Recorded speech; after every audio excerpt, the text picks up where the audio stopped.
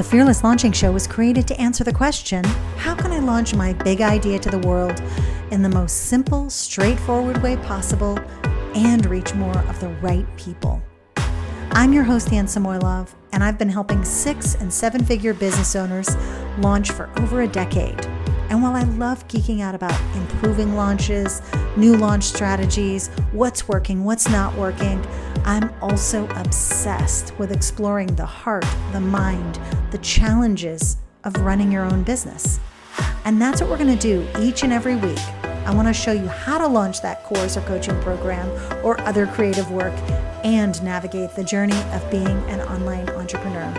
So if you're ready for some new perspectives, some new stories around launching, well, I can't wait to share those with you. Let's get into today's episode. Welcome to my kitchen, having a nice cup of coffee, and I decided this week to start by recording the podcast live so that I can share with you a little slice of my life, and then also you can just listen to the podcast if you don't really want to see the slice of my life. So for those of you watching on YouTube here, woohoo, hello.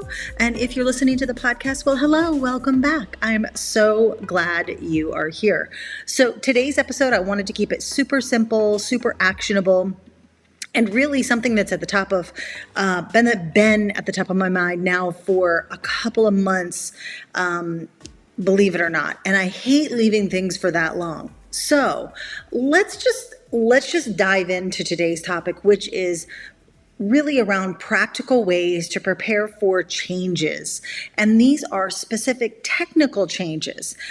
So if you're anything like me, if you've been in business for several years, you may have changed email service providers. You may have changed web hosts. You may have changed any number of platforms that you use in your business. And the thing is, platforms change, right? So no matter what web platform you use, whether it's project management all the way to course software, for social media scheduling, for course creation, for blogging, what would you do if you wanted to move? Could you move easily if you had to? Or do you need to copy and paste everything? So I have always been of the mind, just have an exit ramp. Just make it easy for me to move if I need to, or have a backup of things if I need it. Somewhere along the line, that kind of didn't work out for me. So I don't know where my brain went, but I'm now struggling with this not issue. I know it has to be done, and I know we don't want to think about it. I definitely didn't want to think about it. But the truth is, tools change, your needs change. The tools can improve, they can stop working. And like I said, they can stop working for you, even if they still work. And there's so many variables in between that might make you might be like, wow, they raised their prices. I no longer want to pay this. It's like renting an apartment in a state that does not have any renter's rights. Yes, that's us, where they can just raise your rent like a crazy amount, like 40%. So that's awesome. Anyway, so not to say that any of these platforms that you use are going to do that, but I do think it's worthwhile to just think through this. And we have to be prepared for the day when we want to make that choice or are forced to, for whatever reason, in some way to leave these platforms. We don't own them, even though we trust them for all of our business needs. We pay them monthly for that protection, for that privacy, but still we don't own them. And I think we need to remember that, especially with course platforms, things that are if you have a course business or you're a coach, think about the main things that you use to deliver content to your clients. And that's actually what mostly I think about, is that piece, because I can move a website, no problem. I can move my email marketing and my list, no problem. But when it comes to all the different pieces that go into your courses, your programs, all of the videos and the downloads and the text that's on the page and the thumbnails and all that, it's really important to really think through what that's going to look like if we ever had to move, right? Now, it doesn't mean we should be scared to use other people's platforms, but let's just make sure you have that exit ramp and that choice. Like I said, I am currently struggling with this a little bit because I have all this content for my programs on one platform. Like, for those of you who know me, who actually are one of my customers, there's Fearless Launching, there's my planning course. I have all these other courses that people have access to that maybe I don't sell anymore, but they still have access to them. I have my new program, Launch Incubator, which is a whole new set of stuff. And the truth is, I have been going back and forth about wanting to be on this one platform. And what I've realized is the reason is because I don't really feel like there's an easy off ramp. And that is my own fault, right? I have to now work backwards. And I never thought it would be this way. I was so good at keeping track of all my course content. When we moved from one platform over to the current platform, there's like a spreadsheet of all the things, and I'm like, hey, how come I didn't do that the next time? So, I just want to say that, like, and also it's not just unique to this one platform that I'm using. It also happened on another place where I can't easily export my content. So now I'm faced with essentially hiring someone to copy and paste things from these platforms or download a bunch of videos and upload them to the right places. So I'm doing so then basically I'm doing it in reverse. I'm doing what I recommend, but I'm in reverse, and I've learned my lesson.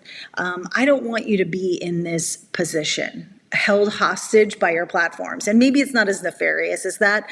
I get that we all make our decisions, but just remember the ease of uploading something to a Teachable, a Thinkific, a LearnVest, a Kajabi, Access, all of those, like all of these places where you can upload our stuff super easily, have a course.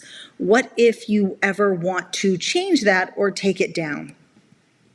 So today I'm just going to go through a simple set of not tools, but I guess they're tools. It's a way to make this possible so that if that decision ever does come up, it's really just comparing the platforms, not the work involved in moving something from one place to the next, right? So your main tool here is actually going to be a really simple one, and it's a spreadsheet. Yes, make sure you've got everything. I mean everything, down to the video thumbnails. If you created fresh ones, or if you had somebody create those at one point, make sure you've got everything listed out and linked from a spreadsheet. And we're going to go over where things should be linked to. But, for the spreadsheet, you can use Google Docs. Notion is a great one because you can put everything in a table format. Great there. You could just use Excel or numbers on the Mac. So it's important you start that spreadsheet. And for those of you who don't know, I am not a huge, I guess I was going to say a huge fan, but it's really not being a fan. I am a huge proponent for keeping a master list of your course content, of what you're delivering people, so that you can easily find it without having to log in to any of these platforms. You could literally just send someone like, yeah, I guess that cheat sheet isn't up there. Here's the link. So you want to make sure you always have that. And I do that not just for my programs, like the deliverables, but also for launch assets. And that's one of the hub is actually an episode we did, I want to say late last fall. So I will link that below. But here are some other things you want to think about, especially if you've never created this before. Have a place where you can keep all source files. I mean your videos. I mean your PDFs. I mean the pages file or the Word document file that you made the PDF from. Every single thing. I think the most current files, let's say for Fearless Launching, I don't even know at this point. I mean, this is what happens. We have to stay on top of this because it's so easy to get disorganized. I have them in Google Drive. So I have let's say, it's a video, but I have I have the video, I have the slide, I have the transcript, I have all of the kind of before the PDF version and before the video version of everything. I have all of that organized in folders inside Google Docs. I also have, for instance, all of the worksheets and cheat sheets and different things that are in the programs. I have those in there as well, not just their PDF format, which is what you would see, but I also have that initial Pages or doc format as well. So you can use Dropbox, Google Drive. I believe Notion can host things a little bit, but I prefer things like Dropbox and Google Drive just because it's easy to share those as files if you need to.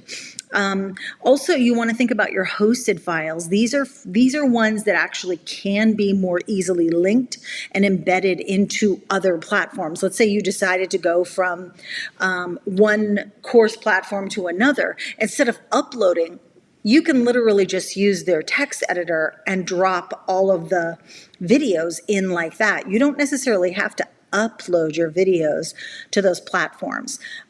So for instance, your video might be on Vimeo or Wistia. Make sure they're there before you go into one of those platforms. PDFs, again, those can be stored on Google Drive, but if you want to embed them as a downloadable link, I always use Amazon S3. I've been using them since the beginning. Amazon S3 is essentially an online hard drive that is easily linkable. You can set up access. You can easily update files just by dropping it into the same folder with the same name. It replaces it. It's amazing. Audio. So let's say you have an audio version of your program or your videos. You can also put those, and I'm thinking more of like hosted because that makes it easy then to just go grab those links. If those links are then in that spreadsheet, you can just say, oh, here's my audio. I'll put that underneath the video. You have everything at your fingertips. You're not like guessing where things are. So Amazon S3 is a really great tool for that. Okay, so put all these links inside the spreadsheet so you can always know. It's almost like you have your course in a spreadsheet so that you can easily move things when you need or want to. And it just helps you avoid a lot of the headache. What I like to do as well, and I have a spreadsheet that I use for this. There's a few fields, a few columns where I can put like, if I review something, this actually makes it really easy to review before your launches. If you're like, I haven't updated my program in a couple of years, where you can like make notes on the content. This is a great way to work with team members as well. Like maybe they don't have access to your course or your web platform for whatever reason. So all they need to do is keep that spreadsheet updated, and then everybody pulls the information from there. And the same thing with, for instance, I didn't actually add in images, but the same thing with images. Keep them on Amazon S3 if you're going to use them. You could also just keep them in Dropbox or Google Drive. I kind of tend to like a version of the course. Anything that is something that would be uploaded or created, I want it in like a Dropbox or a Google Drive. And I probably will move the Google Drive stuff over to Dropbox, I think. And I might be a little bit nutty here, but part of me is also like, yeah, maybe those are going to also go onto your external hard drive, so you also have them offline if needed, right? So that's it. I mean, I hope that this was helpful today, but I really wanted to kind of stress the importance of having this kind of record of things. And I mentioned that other platform that I'm on. I'm actually now just having to recreate the spreadsheet because I know the spreadsheet can be updated. Like I just have to keep the master list updated. If you keep that updated, you will stay more organized. You're going to be able to hand it off to people more easily. You won't have to, let's say you have a new person starting your starting in your business, starting as a VA, you can just send them to the master list so that they can actually just look through specific things. You can highlight things, leave comments for them, and then they don't even have to step inside your course platform for a while, especially if someone's just starting. That can be a huge gift, to just, have a list of things to look at. So wish me luck. Right now, I have already started just making sure that I have a list of all the things that need to be grabbed, and then someone else is going to do the grabbing of all the things and complete my master spreadsheet for my course platform.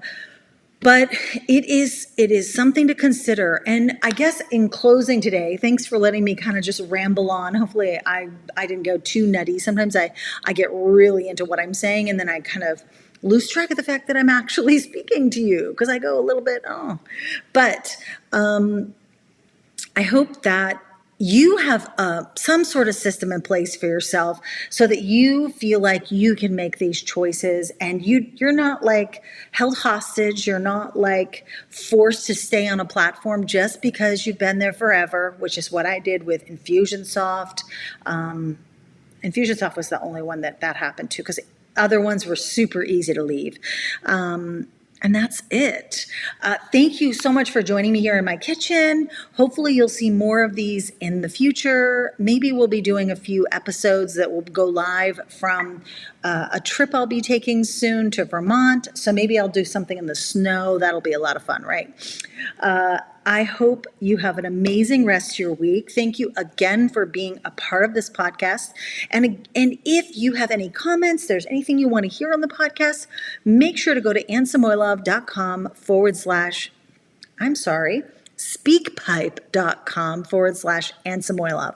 I'm going to put that link below, along with just some other links so that you can check out other ways that we might be able to work together, especially if you are creating a program, creating a course, creating a digital product, launching a digital product, launching a coaching program. These are things and ways that I help people and work with people. So if you want to know about those, I've left those down in the comments, in the show notes. That's it. Thank you so much, and I'll talk to you soon.